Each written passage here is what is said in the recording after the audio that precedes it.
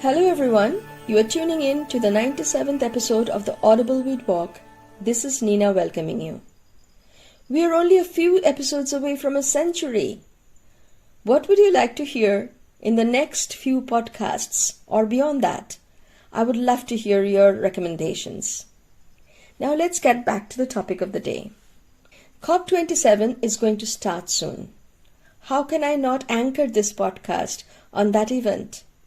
I had mentioned it to you sometimes when COP was still a few months away. Of course, COP or not, in this podcast, we will always get back to our own backyard where the wild, weedy, wonderful greens and seasonal produce grow or can be sourced. So what is COP and why 27?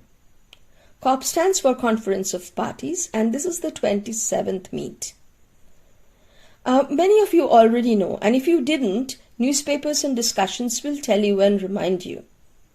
True, in the news you will get to hear more about the confusion and controversies surrounding the event rather than the topics, and the topics that are linked to better health of the planet and its people and food.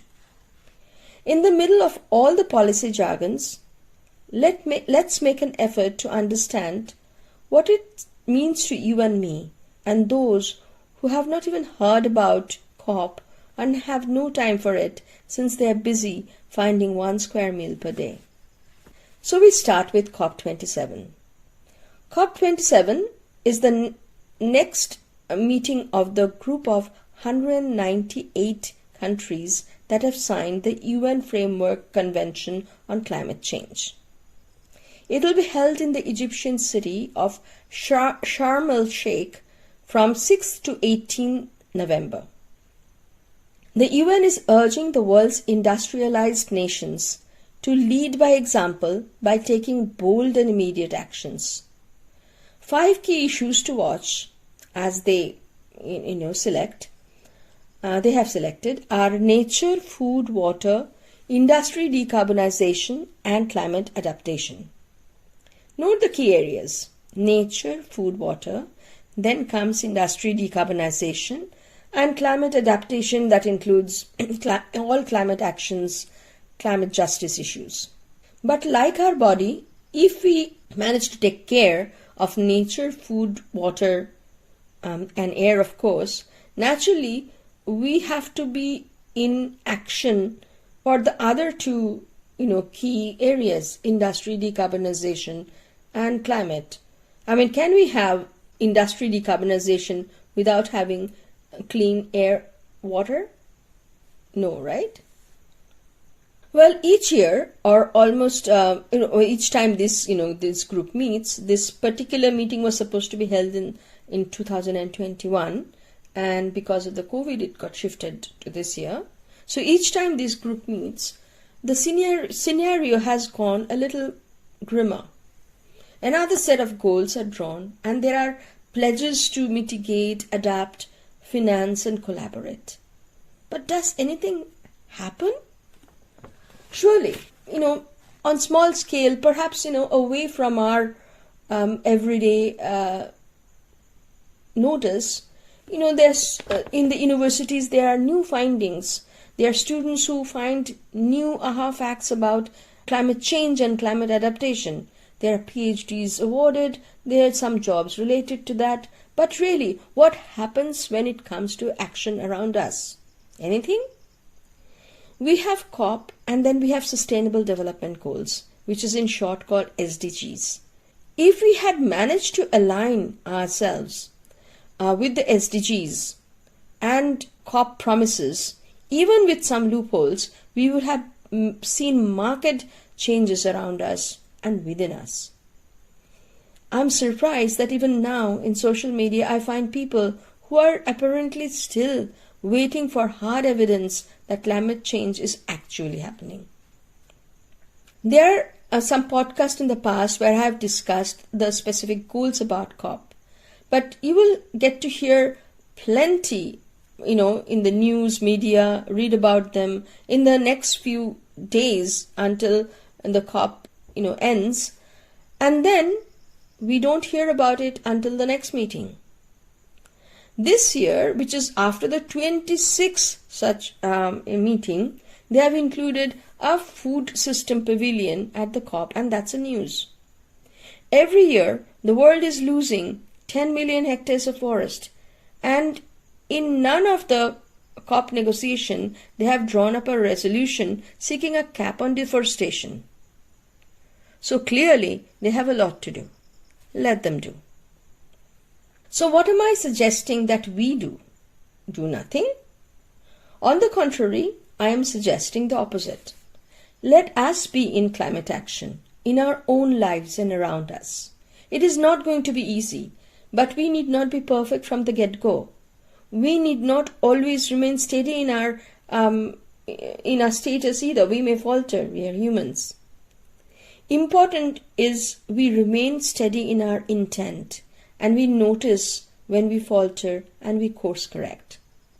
The other important thing we need to do is increase the size of our community, the people who are in action. Initially, it will be including like-minded people we know. But maybe just by our sheer action, there will be more people will be inspired and enthused to get into practices that will keep us in climate action and achieve climate justice. Let us get our body, our home, our neighborhood, our area, our region, our district ready for this, excited and enthused by this, and we can address it together.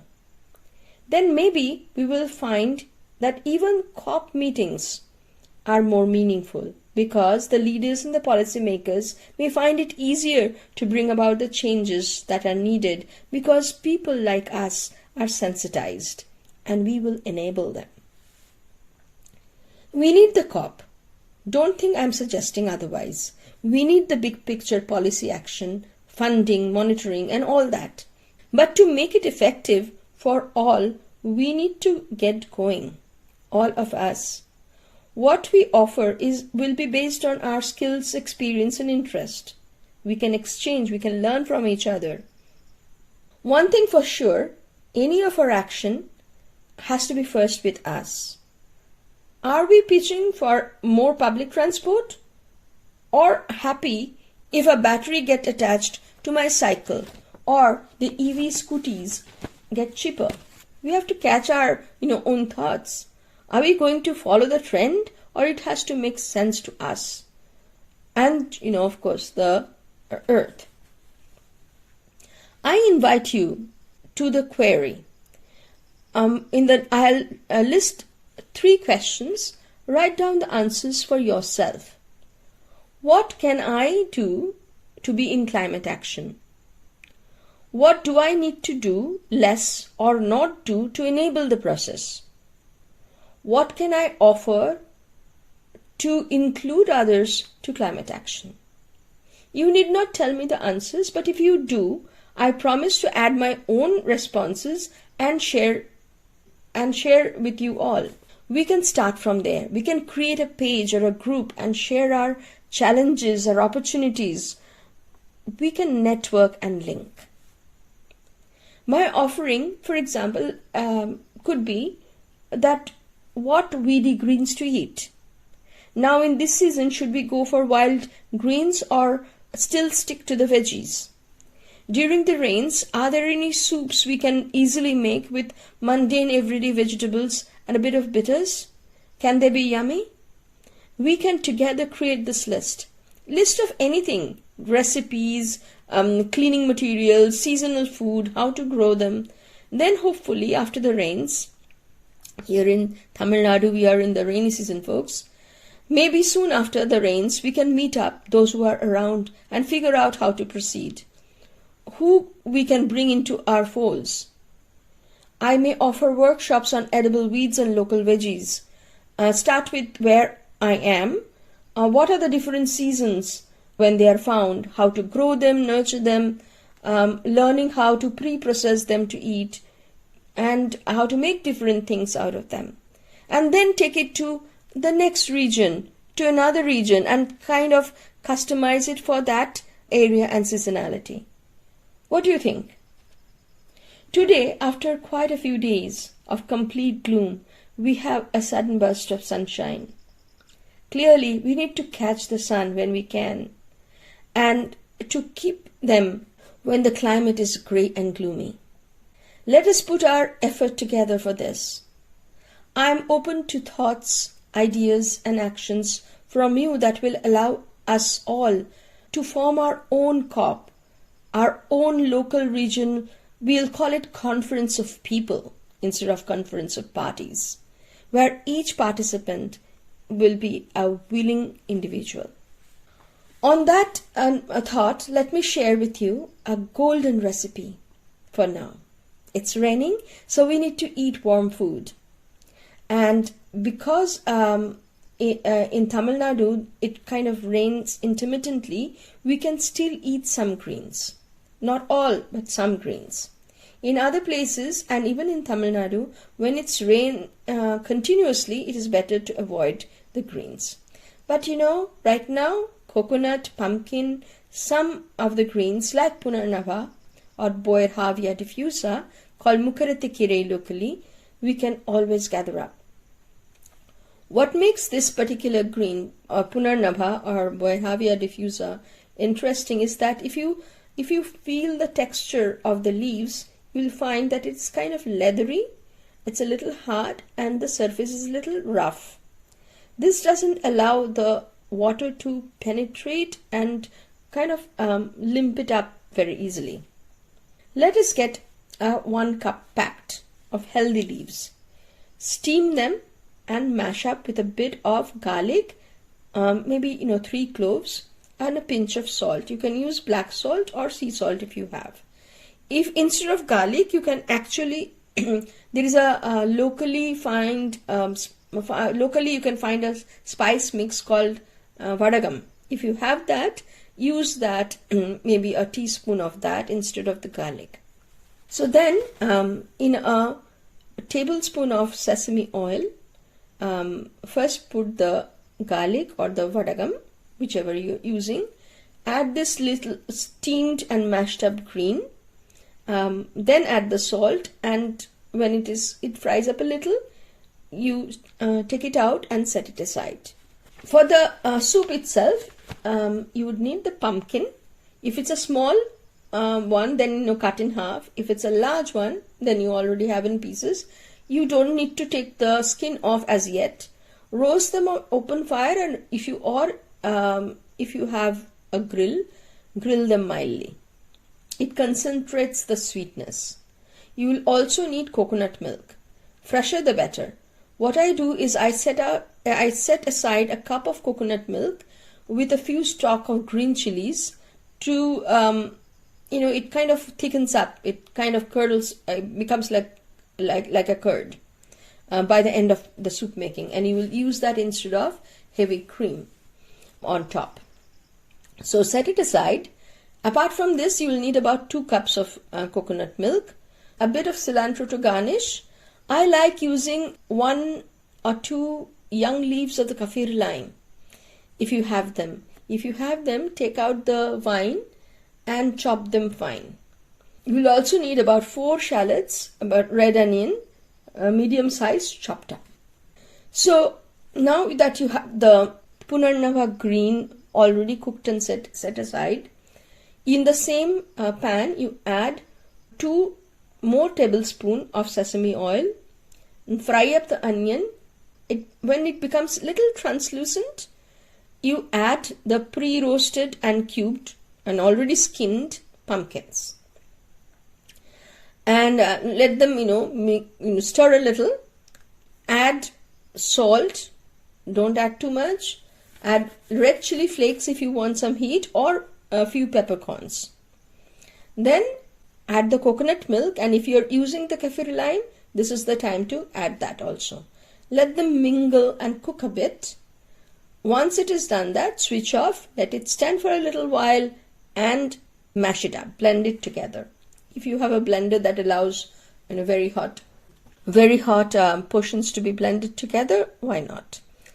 Adjust the salt and serve it on a bowl with a few cilantro as a garnish, and drizzle the thickened coconut milk you had set aside on top, like you would drizzle cream. Then add a bit of the Punarnabha green on the side of the soup in the same bowl. So this will become, bringing the contrast of the gold and the green.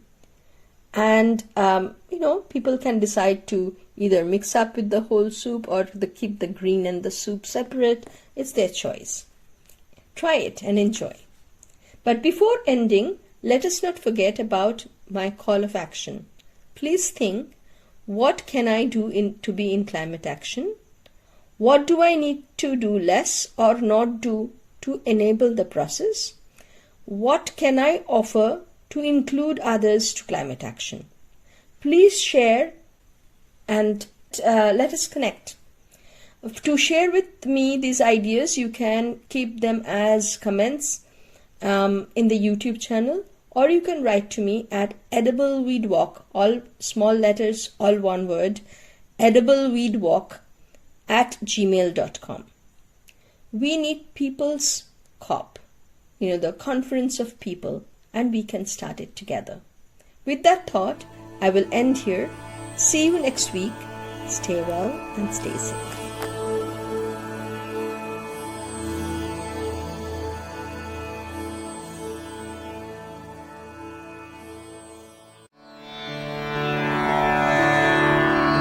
This is Orville Radio, voices from the city of Dawn.